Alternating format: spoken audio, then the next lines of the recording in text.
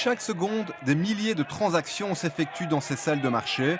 11 pays de l'Union veulent taxer ces ordres en bourse, parfois passés à la milliseconde, une manne céleste pour les caisses des États. Mais c'est sans compter sur la résistance des acteurs de ce secteur.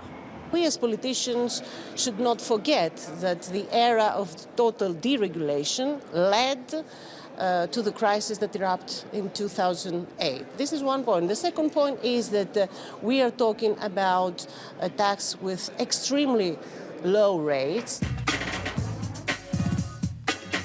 8 h du matin, bourse des métaux à Londres. Ces courtiers traquent le cours des matières premières pour leurs clients.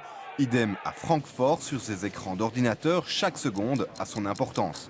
Au compteur, en 50 secondes, depuis le début de ce reportage, la taxe rapporterait déjà 190 000 euros. À l'autre bout de la chaîne, Gert, un petit investisseur en bourse. Il devra quand même payer la taxe si elle voit le jour, soit 0,1% sur l'achat et sur la vente de ses actions. Mais ce n'est pas le petit actionnaire ou le petit investisseur qui a commis des erreurs ou qui a profité de cette situation, mais maintenant, indirectement, il est quand même puni. Direction la bourse de Bruxelles, les petits investisseurs sonnent le signal d'alarme.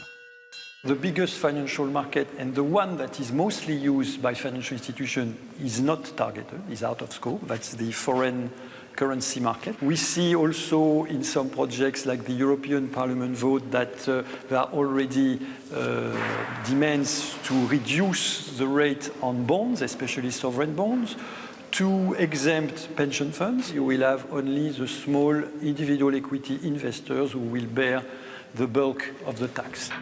Pourtant, l'idée de cette taxe est séduisante, 0,1% sur les transactions d'actions et d'obligations et 0,01% sur les produits dérivés et autres produits financiers. La Commission européenne espérait que tous les membres de l'Union y participent, mais en cours de route sur les 27, seuls 11 pays sont encore de la partie via le mécanisme de la coopération renforcée. Exit Londres, la plus grande place financière d'Europe. Au Parlement européen, le débat fait rage.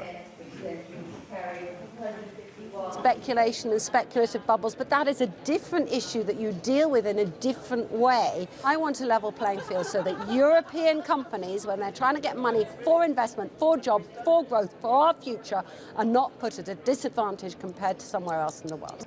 Au compteur, après 2 minutes 45, déjà 638 000 euros grâce à la taxe. Des taux très faibles, bien, mais sur les montants astronomiques échangés, cette taxe pourrait déstabiliser le secteur bancaire des 11 États membres prévoyant d'appliquer la taxe.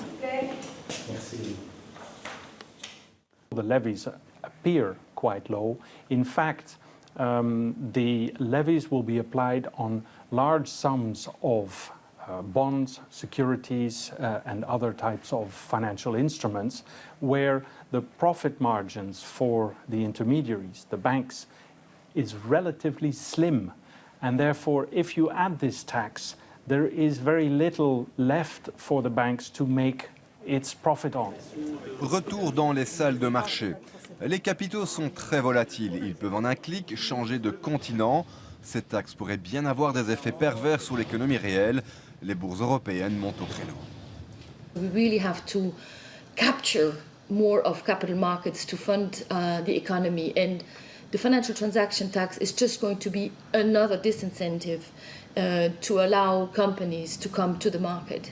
Actually, they are destroying value, so if they move elsewhere, that's better for us. So I wouldn't be overly concerned by that. It's not as if we need those transactions. When you look at the economy 30 years ago, we didn't have that enormous derivatives bubble. Parmi les partisans de cette taxe, les citoyens, 65% d'entre eux se sont prononcés en faveur de cette taxe. Henri Houben est lui économiste, il travaille pour ATTAC, l'association pour la taxation des transactions financières et pour l'action citoyenne. ATTAC avait proposé toute une série de mesures complémentaires pour justement rendre cette taxe véritablement plus efficace, pour éviter justement qu'il y ait des possibilités de la contourner. Donc par exemple en essayant de limiter ou même éventuellement d'interdire les relations avec des paradis fiscaux, des choses comme ça. Selon la Commission européenne, cette taxe rapporterait 35 milliards d'euros aux 11 États membres. Elle est censée être prévue pour juillet 2014, mais rien n'est moins sûr vu le climat politique et les incertitudes quant à sa faisabilité. 17h30, la bourse de Francfort ferme ses portes. Le compteur s'arrête 5 minutes 10. Pendant ce reportage, près d'1 200 000 € auraient été récoltés.